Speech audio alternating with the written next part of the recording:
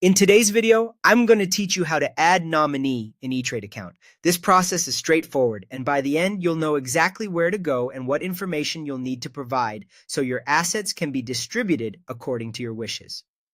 Before you begin, it helps to understand that ETrade uses the term beneficiary for what many people call a nominee. A beneficiary is the person or organization that would receive the assets in your account. Have a few details ready: the person's full legal name, your relationship to them, their date of birth, a government ID number such as an SSN or tax ID, and the percentage of the account you want them to receive.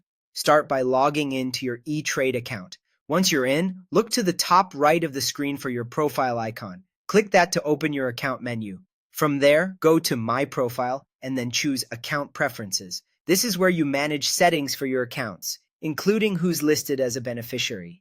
In the Account Preferences area, find the section labeled Account Beneficiaries. Select Edit or Add Beneficiary to open the Beneficiary Details page. If you have multiple accounts, you'll be prompted to select the specific account where you want to add a beneficiary, so choose the one you're working on before entering any details. Now fill in the information requested. Type the beneficiary's full legal name exactly as it appears on official documents. Select your relationship to them from the available options. Enter their date of birth to help ensure accurate identification. Provide their ID number, which is typically a social security number for a U.S. person, or a tax identification number when applicable. For non-U.S. persons, a different tax ID may be used depending on their country's requirements. Next, set the percentage share.